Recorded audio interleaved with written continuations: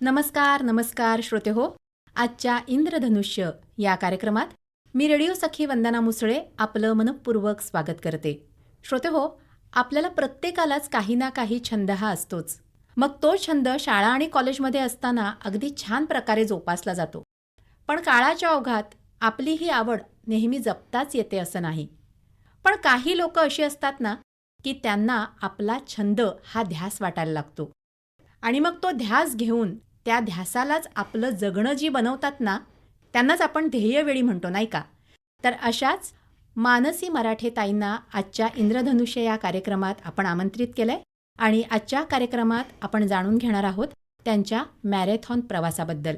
मानसीताई नमस्कार, तुमचं कार्यक्रमात स्वागत. धन्यवाद. मानसीताई, मला सांगा, तुमचा मॅरेथॉनचा प्रवास नेमका कधी सुरू झाला? मॅरेथॉनचा प्रवास कुठून सुरू झाला तर ते माझ्या पूर्वायुष्यामध्ये सुरू झालेलं आहे.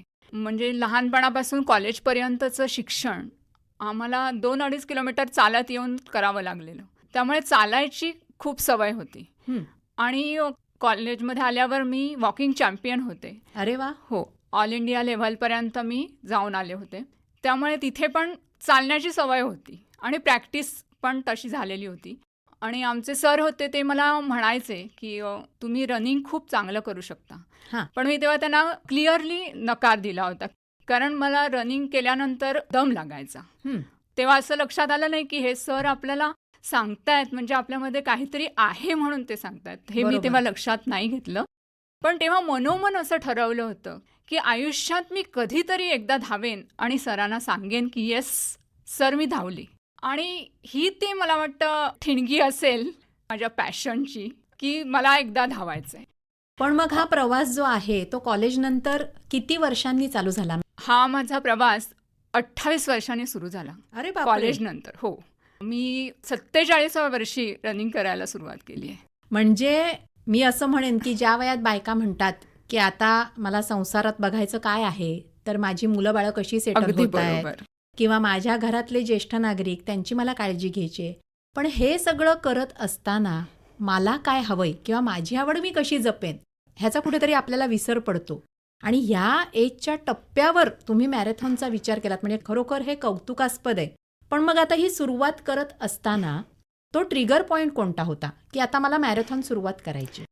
त्याचं असं झालं की मुलं सेटल झाली, आता माझ्यावर जबाबदारी अशी काही नाही, तर आता आपल्याला आपल्याकडे लक्ष द्यायला पाहिजे.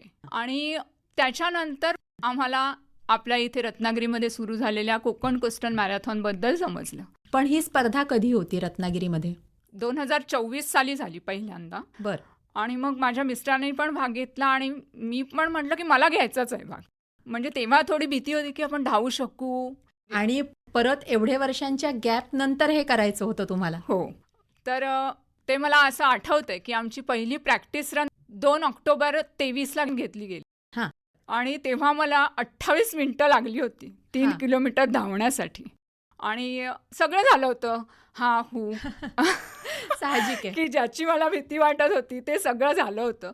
पण मी सांगते ना की असे मार्गदर्शक पण मला खूप छान लाभले की प्रसाद देवस्थळी म्हणून आहेत. त्यांनी मला त्या प्रॅक्टिस रनच्या वेळेलाच सांगितलं की मॅडम हे नॉर्मल आहे, तुम्ही एकदा मनामध्ये ठरवा की ठरवलं की होतं. आणि ह्याच्यावर माझा विश्वासच आहे. नक्कीच. तर तेव्हा त्यांनी मला सांगितलं होतं की मॅडम धावण्याकडे बघून मी तुम्हाला सांगतो तुम्ही 21 किलोमीटर धावू शकता, एवढा विश्वास त्यांनी मला दिला. बरोबर. तर मी तेव्हा म्हटलं हो सर मी ट्राय करते, पण पहिल्यांदा मी 5 किलोमीटर करते, म्हणजे बघते मला कसं जमतंय ते, कारण मला त्या रनिंगची भीती अजूनही माझ्या मनामध्ये होतीच. त्याच्यानंतर प्रॅक्टिस रन होत गेल्या आणि मार्गदर्शन पण प्रसाद देवस्थळी, नितीन सनगर यांनी अतिशय चांगलं केलं. म्हणजे त्यांचं एक वाक्य मला आठवतं प्रसाद सरांचं.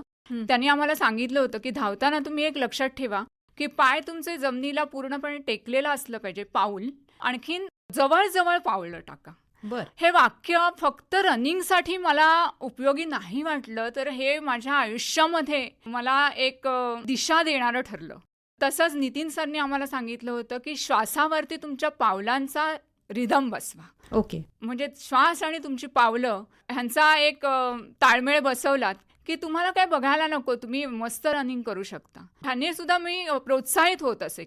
त्यामुळे असा माझा प्रवास सुरू झाला आणि मी पहिल्या वर्षी 5 किलोमीटर रन केलं हं. आणि त्याच्यामध्ये पण मला पोडियम मिळाला. अरे वा. हो, मी ते 30 मिनिटामध्ये कंप्लीट केलं होतं आणि माझ्या एज ग्रुपमध्ये मला पोडियम मिळाला. ग्रेट. तेव्हा मग घरी असं सांगितलेलं होतं की ठीक आहे, मी एकदा धावणार आहे ना, हां. पण म्हणजे एकदाच धावणार, आता मी परत काही मॅरेथॉनमध्ये जाणार नाही असं. बरोबर. त्याच्यानंतर असं झालं की आता ह्या मॅरेथॉनच्यामुळे ना माझ्यामध्ये एक प्रकारचा आत्मविश्वास निर्माण झाला ना, त्याच्यामुळे असं मला वाटलं की हे आपल्यासाठी खूप चांगली गोष्ट आहे. बरोबर. म्हणजे जे दैनंदिन जीवन सुद्धा खूप छान एनर्जेटिक राहून आपण पूर्ण करू शकतोय, तर हे आपण का सोडावं. बरोबर आहे. आणि मग त्याच्यानंतर रनिंग चालू ठेवायचं हा निर्णय घेतला. क्या बात आहे. पण मला एक सांगा ताई, की तुम्ही ऑक्टोबरमध्ये ह्याची प्रॅक्टिस सुरू केलीत. मग आता ही स्पर्धा मला वाटतं जानेवारीमध्ये होती. हो, तर बरोबर. तुमच्या हातामध्ये 3 महिने होते. तर हो. या 3 महिन्याचा जो प्रवास आहे तुमचा, म्हणजे तुमचा आहार विहार असेल किंवा तुम्ही रत्नागिरीपासून 10 किलोमीटरवर होय राहता. होय तर प्रॅक्टिससाठी एवढे किलोमीटर येत होतात. तर त्याविषयी सुद्धा आम्हाला जाणून घ्यायला आवडेल. प्रॅक्टिस म्हणजे दर रविवारी प्रॅक्टिस रन असायची आमची. म्हणजे ऑक्टोबरपासून पुढचे 12 रविवार, पहिल्या रविवारी आमची मॅरेथॉन असते. हं. तर हे 12 रविवार आम्हाला आमच्या सरांनी वगैरे शेड्यूल दिलेलं असायचं. म्हणजे ते एक वेगळा अनुभव असतो. ग्रुपमध्ये आपल्याला आपल्यापेक्षा वेगाने पळणारे, आपल्यापेक्षा कमी असणारे किंवा कोणी डिप्रेशनमध्ये गेलेले, कोणी काही म्हणजे असे व्याधी असलेले सुद्धा लोक तिथे धावायला येतात. हां. हे आपल्याला समजतं ना ग्रुपमध्ये, आणि बरोबर. ग्रुपमधले एक वेगळी एनर्जी आपल्याकडे येते. नक्कीच. आणि ग्रुपमधूनच मला जास्त करून असं सांगा की सकारात्मकता पेरली जाते आणि ती आपली एनर्जी असते. खरंय.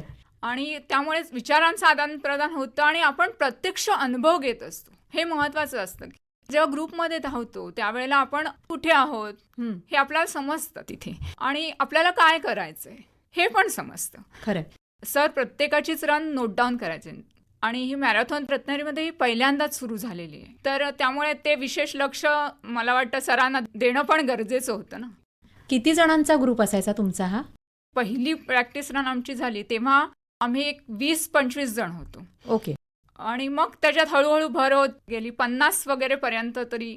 आणि मला वाटतं सगळ्या एज ग्रुपमधली सगळ्या एज ग्रुपमधली म्हणजे अबाव 75 वगैरे सुद्धा होती. हा, क्या बात आहे. हो. म्हणजे त्याच्याकडून पण आपल्याला स्पिरिट मिळतं ना की खरंय, एवढे धावतात, आपल्याला काय धावायला. बरोबर आहे. म्हणजे एक गोष्ट सांगते, माझं वेट कमी आहे, हां. पण ह्याचा मी किती चांगल्या पद्धतीने मला धावण्यासाठी उपयोग झाला. मी अंडरवेट असल्या कारणामुळे मी चांगली धावू शकते. बरोबर. आणि सगळ्यात महत्त्वाची गोष्ट म्हणजे हायड्रेशन सांभाळावं लागतं. बरोबर. पाण्याचं नियंत्रण खूपच महत्त्वाची गोष्ट आहे रनिंगच्या ह्याच्यामध्ये. बरोबर. मला वाटतं ती सगळ्याच ह्याच्यामध्ये महत्त्वाची गोष्ट आहे की पायामध्ये क्रॅम्प्स वगैरे येणं हे जे आहे ना, हे बहुतेकदा पाणी आपण कमी घेतल्यामुळे होत असतं. हे म्हणजे असं हळूहळू मॅरेथॉन रन करायला लागल्यापासून हा अभ्यास सुरू झाला. बरं. म्हणजे आपण स्वतःकडे स्वतः लक्ष देण्याची सवय लागली की जी मला पहिले कधीही नव्हती. मी आहाराबद्दल अजिबात म्हणजे सजग नव्हते, मला त्याचं एवढं इम्पॉर्टन्स वाटतच नव्हतं. पण इथे भाग घेतल्यानंतर आपल्याला काही होता कामा नाहीये, असं रन करायचंय, असं असल्यामुळे मी माझ्या छोट्या छोट्या गोष्टींकडे सुद्धा लक्ष द्यायला लागले. ही सगळ्यात महत्त्वाची अचीवमेंट आहे माझ्यासाठी. खरंय खरंय. कारण आपण बायका काय करतो, आपल्या सगळ्या कुटुंबाकडे बघता बघता आपण स्वतःकडे बघायला कुठेतरी विसरत असतो. आणि मला वाटतं आपल्या आयुष्यात असा जर कोणी मार्गदर्शक आपल्याला भेटला तर आपल्या आयुष्याला एक छान दिशा मिळते. आणि मला वाटतं तुमच्या बाबतीत पण असंच घडलं. नक्कीच. माझा असा अनुभव आहे की जेव्हा तुम्ही स्वतःकडे लक्ष देता तेव्हा काहीतरी नक्की घडणार असतं जे तुमचं चांगलं करणार असतं. खरंय. निराशा निघून जाते आपण स्वतःकडे स्वतः बघितल्यानंतर. ही एक महत्त्वाची गोष्ट. म्हणजे निगेटिव्ह मधनं आपण पॉझिटिव्हकडे जायला लागतो. बरोबर. मानसीताई, तुमचं हे जे मॅरेथॉनचं रुटीन असतं प्रॅक्टिसचं, तर ते कसं असतं आणि प्रॅक्टिससाठी तुम्हाला काय काय करावं लागतं? रुटीन म्हणाल तर माझा दिवस लवकर सुरू होतो, कारण घरचं पण रुटीन सांभाळायचं असतं. बरोबर. आणि पूर्ण आठवड्याचं शेड्यूल आम्हाला दिलेलं असतं. त्याच्यामध्ये 3 दिवस रन करायचं असतं आणि 3 दिवस स्ट्रेंथ ट्रेनिंगसाठी दिलेले असतात. हां. ते स्ट्रेंथ ट्रेनिंग पण अर्धा ते 1 तासाचं असतं आमचं. म्हणजे अप्पर बॉडी लोअर बॉडी त्याच्यामध्ये सगळं येतं. आणि 1 दिवस लॉंग रन असतं. आणि मग एक दिवस रेस्ट डे असतो. आणि अशी वर्षभर प्रॅक्टिस केल्यानंतरच तुमच्याजवळ विश्वास निर्माण होतो ना. नक्कीच. पण मग ते काय टायमर लावून तुम्ही रनिंग करता, कसं असतं? हां, म्हणजे याच्यामध्येच वेगवेगळ्या रनिंगचे प्रकार आहेत. म्हणजे interval run, zone 1, zone 2, zone 3 वगैरे असे रनिंगचे खूप, म्हणजे ते मला नंतर कळायला लागलं हळूहळू, की असं पण काहीतरी असतं, हं. की जे आपलं वेग वाढवण्यासाठी, हार्ट रेट आपला व्यवस्थित राहण्यासाठी वगैरे असं वापरलं जात असेल, तर त्या रनिंगच्या रुटीनमध्ये याचा अंतर्भाव असतो. आणखीन पोटऱ्या हा आपलं दुसरं हृदय आहे असं म्हटलं जातं. त्यामुळे पोटऱ्या पण आपल्या मजबूत असतील तर रनिंगला जास्त त्रास होणार नाही, असा अनुभव आहे माझा पण. तर त्याच्यासाठी पण वेगवेगळे प्रकारचे व्यायाम असतात, ते करावे लागतात. आणि मग व्यायामाच्या दृष्टीने तुम्ही कशी एक्सरसाइज करता? रेग्युलर एक्सरसाइज म्हणजे? आम्हाला दिलेलं असतं शेड्यूल, काय करायचं आहे आज आणि ते किती वेळ करायचे आहेत हे पण दिलेलं असतं. त्यामुळे त्याच्यामध्ये प्लँक असतं, लंजेस असतात, त्याच्यानंतर स्कॉट मारायचे असतात. असे विविध प्रकार असतात की जेणेकरून तुमचे मसल्स व्यवस्थित तयार, कोअर ट्रेनिंग असतं. असे सगळ्या प्रकारचे ट्रेनिंग असतात आणि ते करायलाच पाहिजे. पण म्हणजे ह्या मॅरेथॉनमधून असं किती वेगवेगळे हे गोष्टी आपल्याला शिकायला मिळतात. आणि मला एवढे किलोमीटर रन करायचे आहे तर मला नीट खाल्लंच पाहिजे, खरंय. ह्याच्यावर पण भर द्यायला लागला. त्यामुळे जेवण म्हणजे काय खाल्लं पाहिजे, काय नाही खाल्लं पाहिजे, किती वेळा खाल्लं पाहिजे, हे सगळं इतकं शिस्तीत व्हायला लागलं ना. त्यामुळे हा पण एक खूप मोठा फायदा मला या रनिंगमुळे मिळायला लागला. आणि म्हणजे मला रनिंग करायला सुरुवात केल्यावर हे अनेक फायदे कसे आपल्याकडे येत आहेत हे मला कळायला लागलं. म्हणजे बरोबर. रनिंग म्हणजे फक्त आवड जोपासते असं नाही झालं, की सर्वांगीण विकासासाठी मला त्याचा उपयोग झाला. खरंच म्हणजे मला सगळ्या महिलांना पण असं सांगावंसं वाटतं, की तुम्ही स्वतःसाठी वेळ द्यायला शिकलं पाहिजे. आवड असली तर सवड मिळते असं जे म्हटलं जातं, ते मला वाटतं प्रत्येक महिलांनी इथे लक्षात घेतलं पाहिजे. अगदी, अगदी. आणि पाण्याचं नियोजन हे एक महत्त्वाचा भाग आहे त्याच्यामध्ये. हां. जर आपल्याला नीट रन करायचं आहे, तर आपल्याला पाणी प्यायलाच पाहिजे. मग रोजचं किती लिटर पाणी तुम्ही घेत होतात? 3 लिटर तरी पाणी प्यायलाच हवं. म्हणजे हार्ड अँड फास्ट पाणीच प्या असं नाही. लिक्विड. लिक्विड गेलं पाहिजे तुमच्याकडे.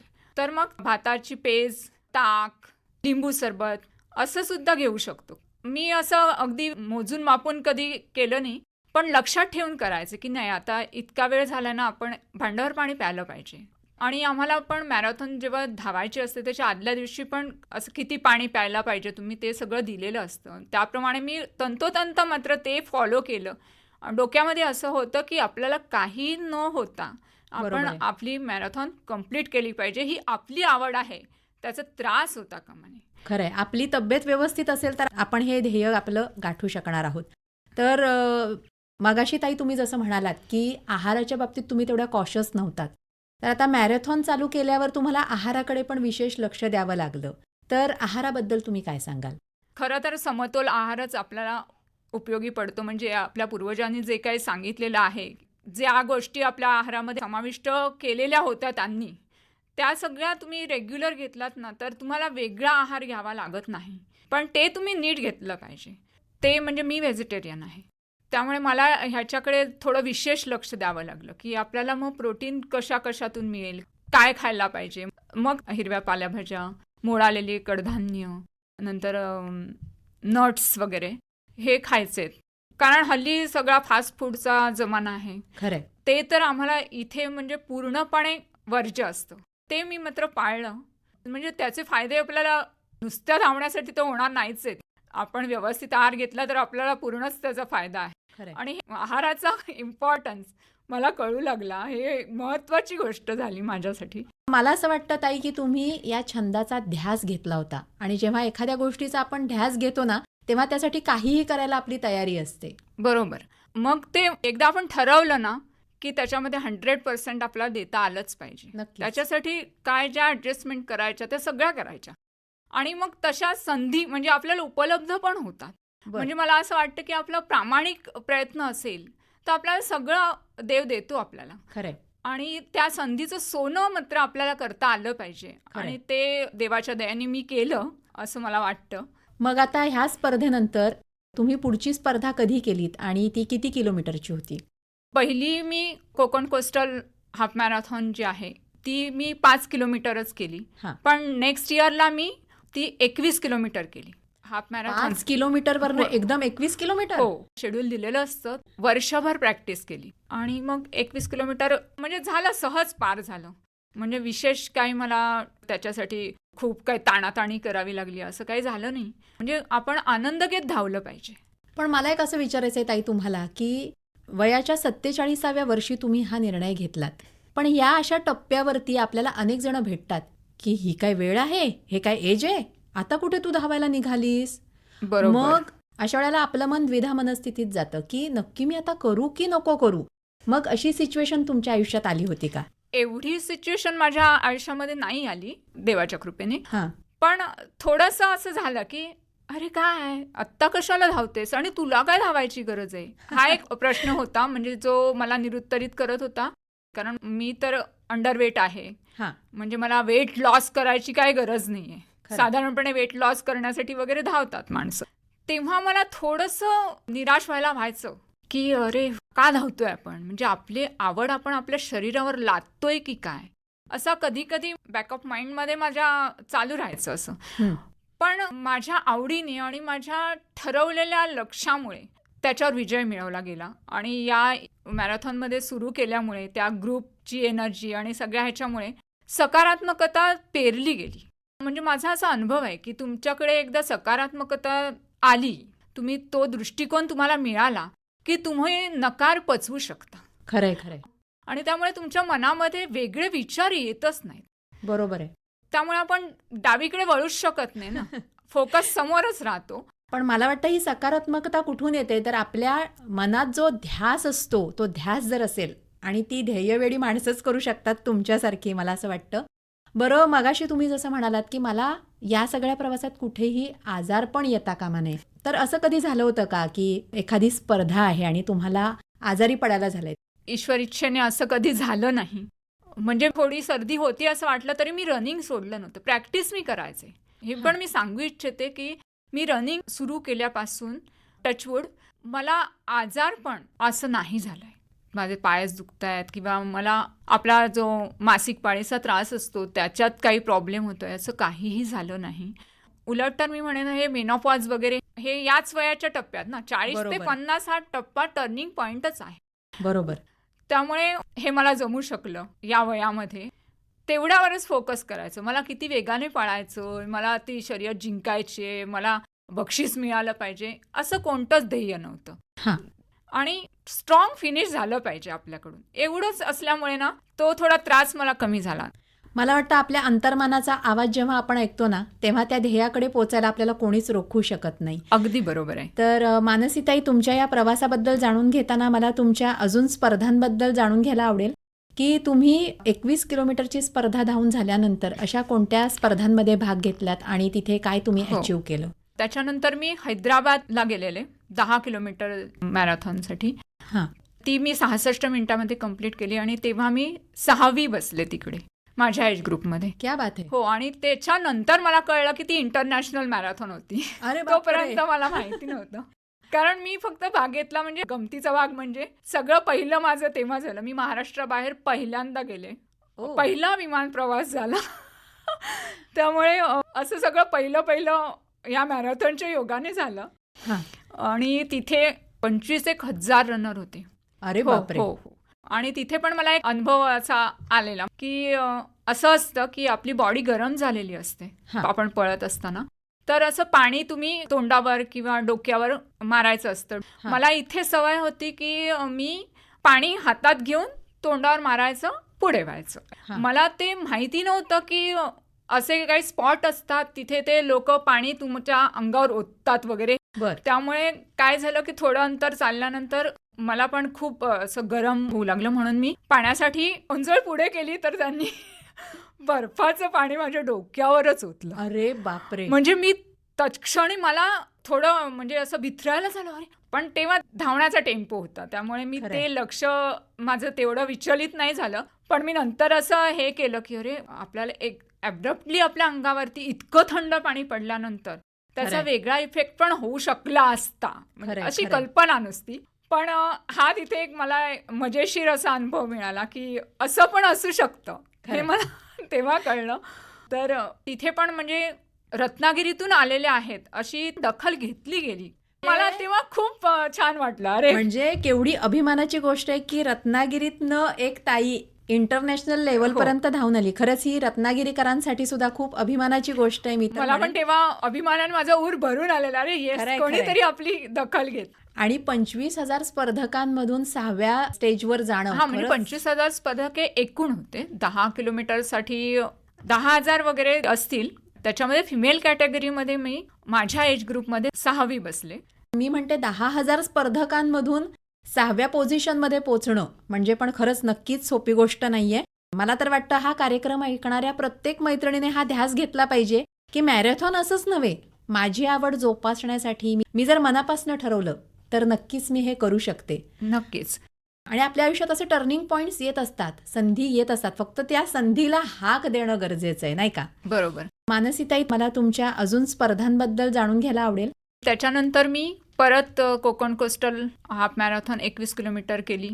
त्याच्यात पण पोडियम फिनिशर झाले. हां. कुडाळ केली मी, त्याच्यामध्ये पण पोडियम फिनिशर झाले. हां. चिपळूण मॅरेथॉन केली, ती 21 किलोमीटरचीच केली. हां. तिथे पण मला पोडियम मिळाला. त्याच्यानंतर मी सातारा हिल मॅरेथॉन केली.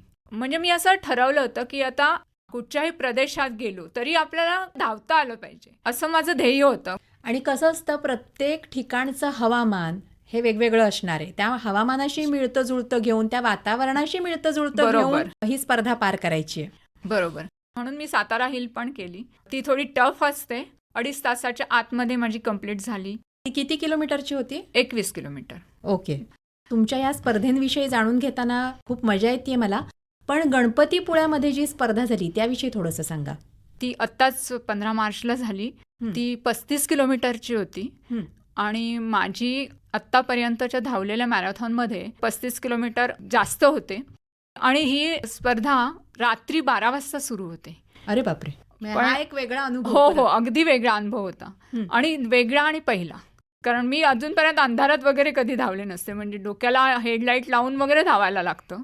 पण खूप छान, मला खूप मजा आली. हं. आणि मी ठरवलेलं होतं की आपल्याला ह्याच्यामध्ये काही बक्षीस वगैरे नाही मिळवायचं, पण लॉंग रन आपल्याला करायची आहे.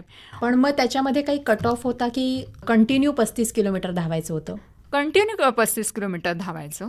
म्हणजे कुठच्याही स्पर्धांमध्ये असंच असतं की कंटिन्यू तुम्ही धावायचं? हो, कंटिन्यू धावायचं. म्हणजे 35 किलोमीटर तुम्ही एकदा स्टार्ट केलं की 35 किलोमीटर तुम्ही रजिस्टर केलेलं असेल तर 35 किलोमीटर पूर्ण होईपर्यंत थांबायचं नाही रन करताना. आणि त्याच्यासाठी कट ऑफ म्हणजे इथे 7 तासाचा होता. ते माझं 4.5 तासातच कंप्लीट झालं. म्हणजे तुम्ही वेळेच्या आत ती स्पर्धा पूर्ण केली? हो हो हो. आणि नियोजन खूप चांगलं होतं की हायड्रेशन पॉईंट वगैरे व्यवस्थित होते. आणि शिवाय प्रकाश योजना विशेष, म्हणजे अंधारातून पळायचं सोपी गोष्ट नाही. आणि गावाच्या रस्त्यावरून. हां, बरोबर. कारण सगळ्याच कोल्ह्यांपासून सगळ्याचीच भीती आहे खरंय, आपल्याला. आणि मुव्हिंग व्हॉलेंटियर पण होते, त्यामुळे भीती नाही वाटली. आणि जेव्हा फिनिश केलं तेव्हा सुद्धा मला क्रॅम्प येणं वगैरे असं काहीही झालं नाही. तर म्हणजे मी खरंच माझ्या मार्गदर्शकांचं खूप आभार मानेन की खरंय. त्यांनी माझ्यावर मेहनत घेतली आणि मला विश्वास दिला की हो, तुम्ही करू शकता. मला पण खूप असं इन्स्पायर व्हायला होतंय की मार्गदर्शक तर आयुष्यात आपल्या महत्त्वाचे असतात, पण ह्या सगळ्याबरोबर आपल्या घरातल्यांचा पाठिंबा पण फार महत्त्वाचा ठरतो. तर घरातल्यांचा पाठिंबा कसा होता या सगळ्या प्रवासात? घरातल्यांच्या पाठिंब्याशिवाय तर आपण काहीही करू शकत नाही. तर घरात जे एजेड माणसं आहेत त्यांच्या वयानुसार ते विचार करतात आणि बोलतात, काळजीपोटी बोलत असतात ते. आणि माझ्या मिस्टरांचा मला खूप पाठिंबा आहे, मुलांचा, सासू सासरे. आणि मेन म्हणजे सांगेन म्हणजे माझ्या कुटुंबातल्या नंदा, जावा, बरोबर. बहिणी, भाऊ, कुटुंबातले सगळेच जण काहीतरी तू वेगळं करतेस खूप प्रोत्साहित करीत असतात सगळेजणच. मला वाटतं की तुम्हीच सगळ्यांसाठी इन्स्पिरेशन असाल आणि तुमच्यामुळे सुद्धा या सगळ्यांना प्रोत्साहन मिळत असेल की आपणही काहीतरी केलं पाहिजे, नाही का? बरोबर आहे. मला अजून एक विचारायचं आहे की कोकण कोस्टलच्या दुसऱ्या पर्वात तुम्हाला मोटिवेटर म्हणून सुद्धा गौरवण्यात आलं आणि तिसऱ्या पर्वात आदर्श दूत म्हणून गौरवण्यात आलंय. त्याचप्रमाणे कोकण कोस्टल हाफ मॅरेथॉन याच्यामध्ये तुमच्या नावापाठी कोकण कन्या लिहिलं जातं. तर या सगळ्याबद्दल तुम्ही काय सांगाल? मला ह्याचा खूपच आनंद होतो. म्हणजे आम्हा सगळ्या कोकणवासियांसाठी ही खूप अभिमानास्पद गोष्ट आहे की रत्नागिरीसारख्या ठिकाणाहून 10 किलोमीटर धावत येऊन त्याच्या पुढे प्रॅक्टिस करणाऱ्या तुम्ही आहात आणि तुम्हाला कोकण कन्या म्हणून गौरवलं गेलं. हे खरंच कोकणवासियांसाठी अभिमानास्पद आहे. तर हा अनुभव आम्हाला सांगा. दुसऱ्या वेळेला मला मोटिवेटर म्हणून मला गौरवण्यात आलं. तर त्याची पण एक गंमत आहे. म्हणजे मी धावत असताना ना मला कधी कधी वाटेत भेटायचे लोक, म्हणजे स्त्रिया जास्त करून भेटायच्या, की अरे तू धावतेस, आम्हाला पण धावलं पाहिजे. तर मला तेव्हा असं वाटायचं की येस, म्हणजे आपल्या धावण्याचा काहीतरी असा परिणाम होतो आहे. आणि आहे. प्रसाद सर आहेत, म्हणजे ते मार्गदर्शक आहेत. तर तेव्हा त्यांनी टीमकडून मला ते मोटिवेटर म्हणून हे केलं गेलं. आणि म्हणजे मला त्याच्यानंतर फोन पण यायचे की तुम्ही कशा धावता, आम्हाला येईल का धावता वगैरे. मग मी सरांना म्हटलं, सर मला फोन येतात, मी एवढा अभ्यास नाही केलेला आहे, मी फक्त धावते, तुम्ही सांगताय तसं. पण सर म्हणाले नाही, हे तुमच्यामध्ये आहे म्हणून तुम्हाला विचार. आपल्यामुळे कोणीतरी इन्स्पायर होतंय. आणखीन जे रनर आहेत, उत्तम रनर, त्यांचे पण मला फोन यायचे. म्हणजे एक क्रांती साळवी म्हणून आहेत, त्या कॉम्रेड वगैरे केलेल्या आहेत, खूप मोठ्या रनर आहेत. त्यांच्याबरोबर मला धावण्याची संधी मिळाली. तर तेव्हाच त्यांनी मला सांगितलं होतं की मानसी, तू स्थानिक पोडियम फिनिशर होणार आहेस. तेव्हाच त्यांनी मला तो विश्वास दिला होता, तुझ्यामध्ये ती फायर आहे.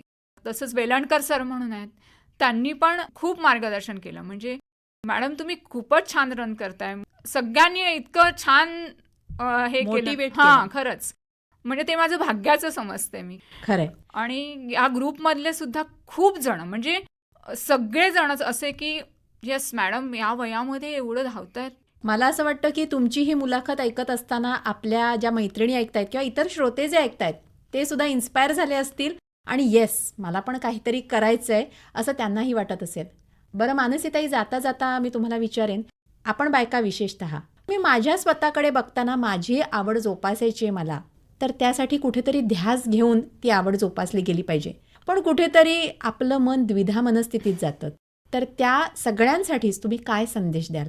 आपण एकदा संसारात पडलो की घरातले पण जबाबदाऱ्या आपल्याला आपल्याच वाटत असतात, आणखीन बाहेरच्या जबाबदाऱ्या पण आपल्याच वाटत असतात.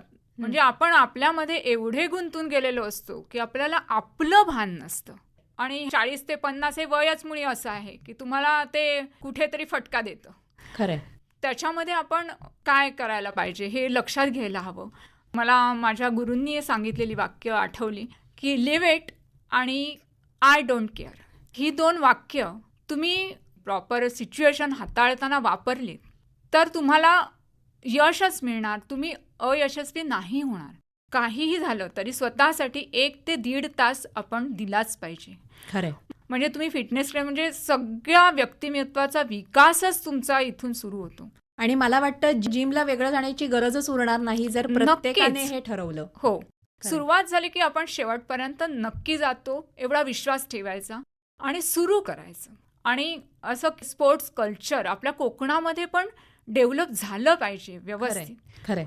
कारण आपल्या इथे जे असे उपक्रम जे घेतले जातात ते आपणच मोठे केले पाहिजेत. म्हणजे आपलं स्थानिक लोकांनी जर त्याच्यामध्ये जास्त सहभाग घेतला तरच हे मोठं होणार आहे.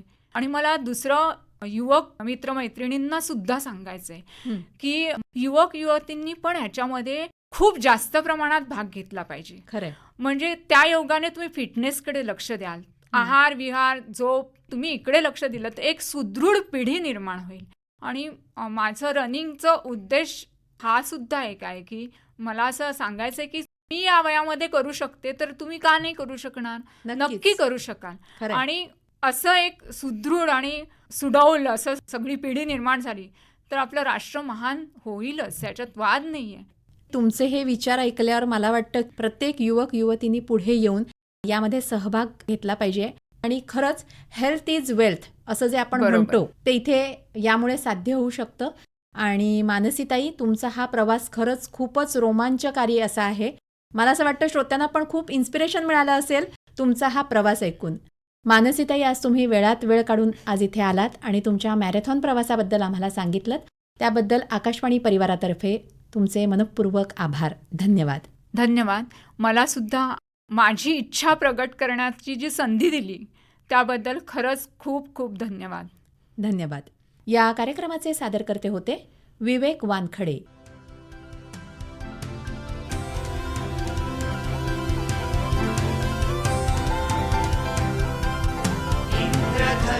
या